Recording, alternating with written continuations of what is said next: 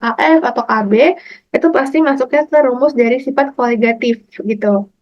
Dan yang dipakai adalah KF, biasanya kita ingin mencari eh, jumlah dari glukosanya malah ya.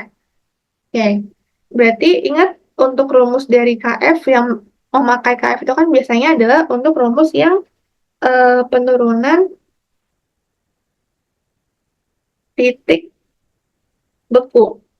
Nah, tapi di soal itu yang ditanyakan adalah si jumlah dari gulanya atau sukrosanya. Nah, berarti cara pertama adalah kalian tentuin dulu nih apa ya namanya sa masing-masing ininya. Misalkan ada -2. Nah, dia ini berperan sebagai titik bukunya. Kemudian ada 10 kilogram air berperan sebagai M-nya. Kemudian juga ada KF-nya. Oke. Dan karena yang digunakan itu adalah sampel sukrosa, berarti dia tuh nggak bakal punya faktor Van Hoff atau si I-nya.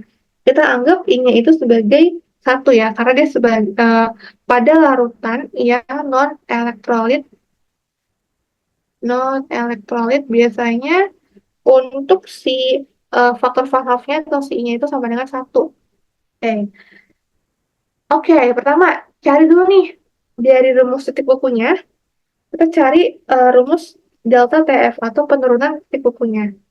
Oke, ingat ya. Berarti untuk si delta TF ini kan dia punya dua rumus ya. Ada yang TF pelarut dikurang sama TF larutannya, atau bisa juga langsung pakai rumus yang ini, M kali KF kali I ya. Dimana faktor Van Hoff itu I.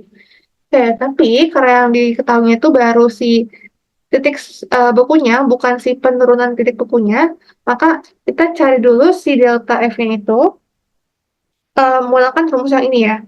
Berarti delta F-nya sama dengan yang pelarut itu biasanya sama dengan 0 ya, teman-teman. Berarti 0 dikurang sama yang diketahui itu -2, maka dapat si delta TF itu sama dengan 2. Oke. Dari sini cari nih, kita masukin tadi kan di delta TF 2 sama dengan M-nya itu 10 kilogram. Kita bikin, oh ya lupa, ini kan dia bukan sebagai massa ya, tapi sebagai molalitas. Mungkin biar nggak racun, aku bikin tetap sama kilogram juga. Oke, dan untuk rumus si M ini sendiri kan tadi ingat ya, rumusnya itu adalah em, gram dibagi sama mr kali 1000 per gram pelarutnya. Nah, karena kita nggak tahu gram si gulanya itu berapa, berarti kita misalkan aja X dibagi sama MR-nya, MR sukrosa itu 342, dikali tadi ini 1000 per gram pelarutnya, 10 tadi ya, 10 dikali F itu 1,86 kali 1.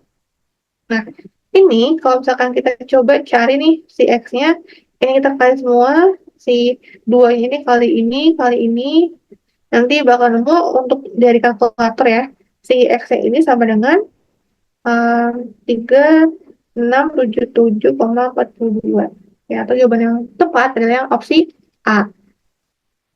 Nah, selanjutnya, berikut pernyataan yang tepat mengenai reaksi eksoterm. Nah, ingat ya, sorry, ingat ya teman-teman, untuk reaksi eksoterm sama ada satu lagi namanya reaksi endoterm.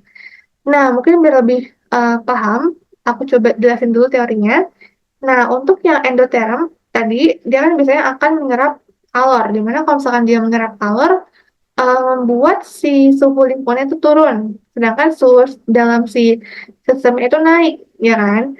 Nah, maka dari itu nanti si deltanya itu positif, di mana energi sistem bakal bertambah, gitu.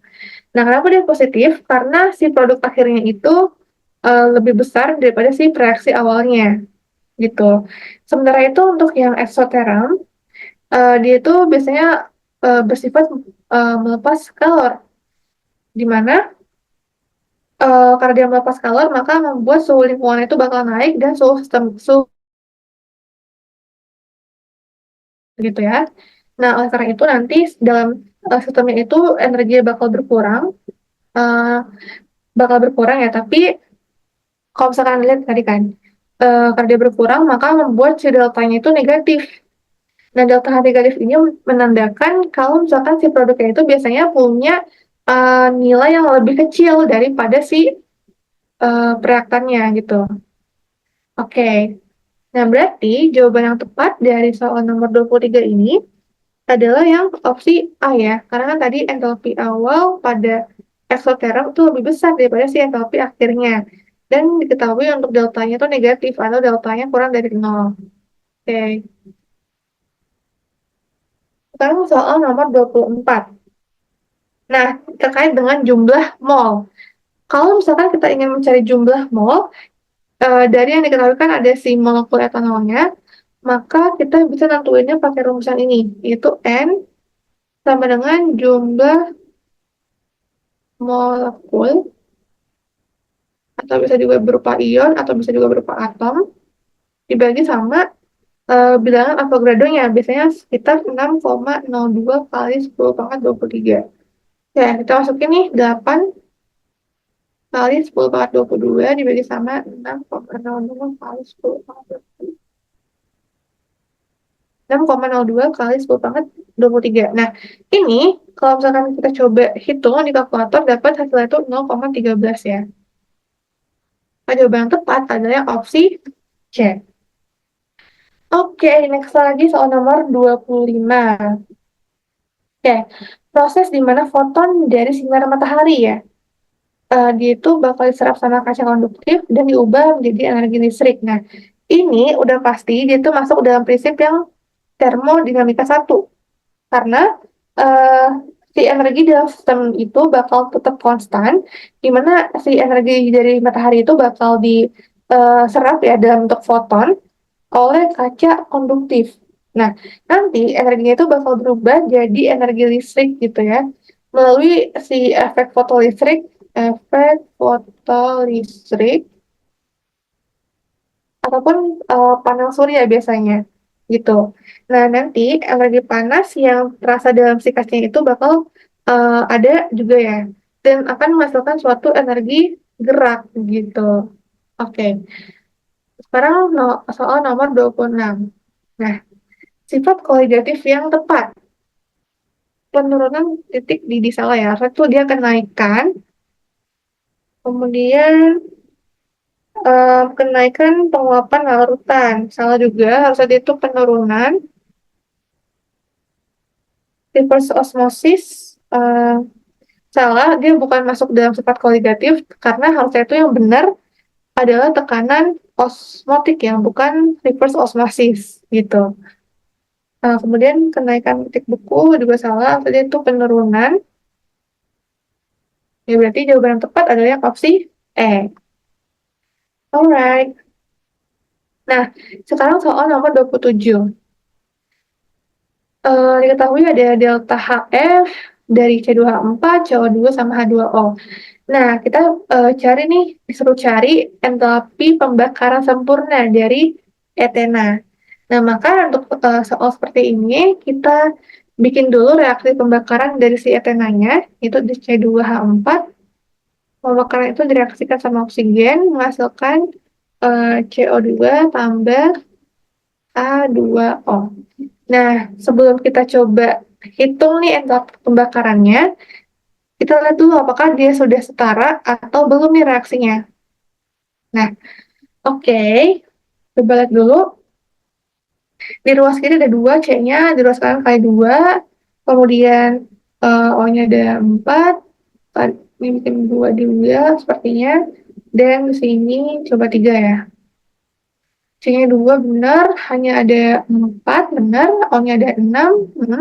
Dan O-nya ada 6. Oke, benar. Nah, ini sudah setara nih reaksinya. Oke. Setelah itu, untuk menentukan rumus dari entalpi pembakaran, itu biasanya kita bisa pakai dari ya delta H pembakaran, itu sigma dari atau penjumlahan dari HF produknya dikurang sama penjumlahan dari HF reaktannya. Oke. Berarti, lihat ya, si produknya itu kan tadi ada CO2 sama H2O. CO2 itu jangan lupa tadi dia tuh punya delta HF segini, karena dia punya indeksnya 2, maka kali 2 ya. 2 dikali 3 minus 392,3, kemudian tambah, eh, karena kan dia sigma dari produknya ya, karena kan baru si CO2 doang nih, CO2 doang tadi 2, 2 dikurang, aduh, jelek banget ya, 392, oke. Ini baru CO2 doang, ditambah sama yang H2O. H2O itu berarti kan dia indeks hanya tuh 2, 2 kali H2O. H2O itu tadi punya entalpinya itu minus 284,7. Oke, terus tadi dikurang deh sama si reaktannya. Reaktan yang dipakai cuman si C2H4 karena kalau misalkan di oksigen, oksigen ini kan dia berperan sebagai unsur bebas yang biasanya nggak bakal dimasukkan ke dalam rumus seperti ini. Oke, berarti tadi kan dikurang sama si reaktannya C2H4, berarti C2H4 itu tadi punya entalpinya itu minus 54,7.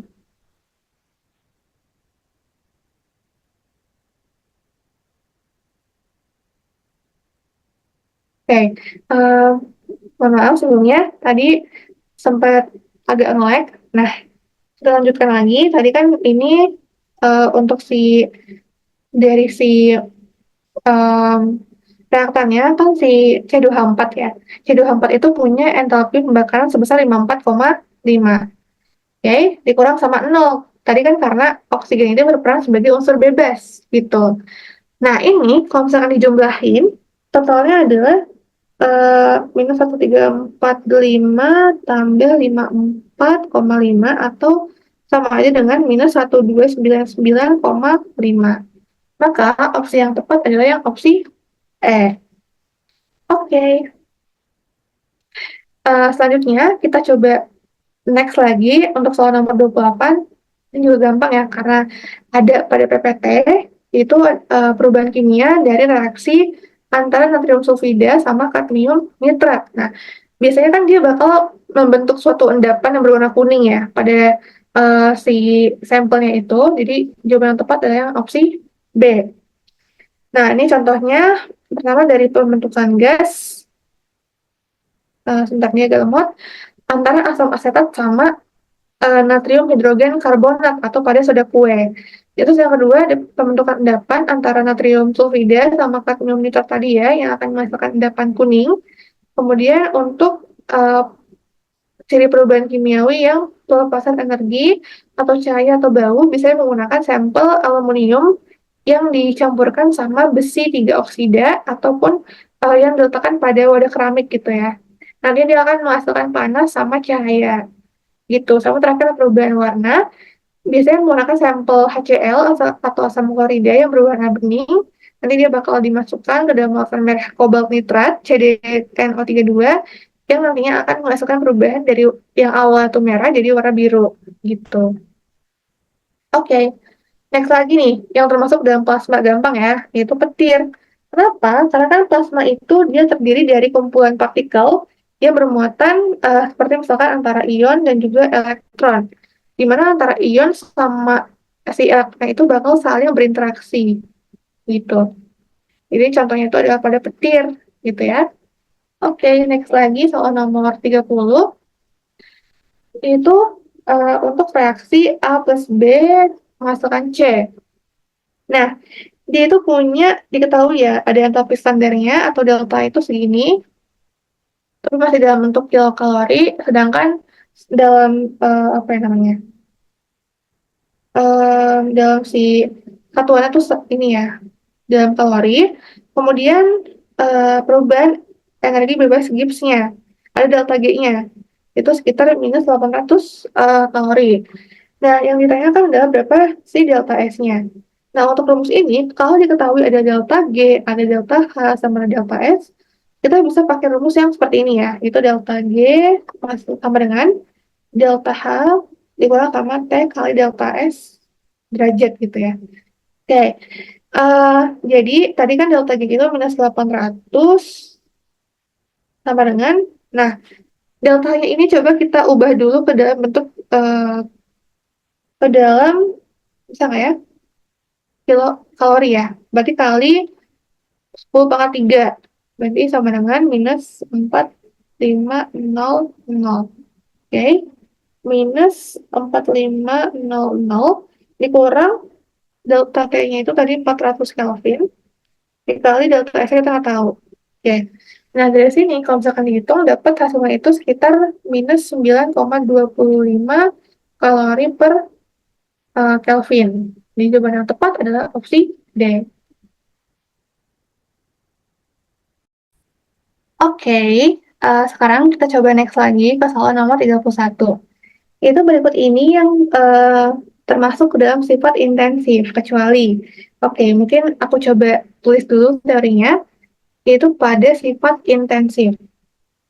Nah, sifat intensif ini biasanya tuh dia nggak bergantung pada seberapa banyak sih materi yang diukur gitu. Misalkan kayak contohnya pada suhu, pada kerapatan, kemudian pada eh, titik leleh, dan juga pada titik didih misalnya.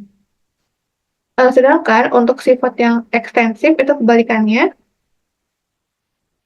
di mana pasti dia tuh bergantung pada seberapa banyak sih materi itu yang diukur. Bergantung pada materi yang diukur. Oke, contohnya adalah pada massa, kemudian pada panjang,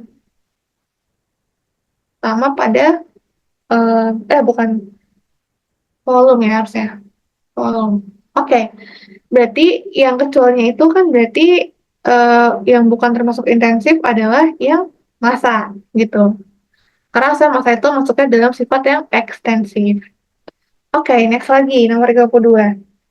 Contoh penerapan hukum Charles. Nah, tadi kan Charles itu kan dia em, menyatakan kalau misalkan pada tekanan yang tetap, itu volume gasnya itu bakal berbanding lurus dengan suhunya. Oke, volume itu bakal berbanding lurus dengan suhunya. Di mana contohnya ketika nih suhu udara dalam si balon udara gitu ya, misalnya dia itu meningkat, misalkan ini kan ada api nih. Jadi kalau misalkan ada api, suhu si dalam udaranya ini bakal meningkat, meningkat, meningkat. Jadinya lama-kelamaan volume udara yang ada dalam balon ini bakal meningkat gitu. Sehingga nanti balon udara itu bakal mengembang dan bisa terbang eh, ke apa ya, kayak di udara gitu ya. Jadi jawaban yang tepat adalah yang opsi E. Oke, next lagi nomor 33, yaitu kita mencari apa nih? Mencari gram ya dari mol mol si MgCl2. Coba berarti gampang ya. Ingat untuk rumus mol itu kan biasanya adalah gram per mr. Ya, ini ya rumusnya. Tadi diketahui N itu 0,2, gram yang dicari dibagi sama mr-nya. Mr dari si Mg itu 24,3 tambah 2 indeksnya dari Cl 35,5. Berapa nih?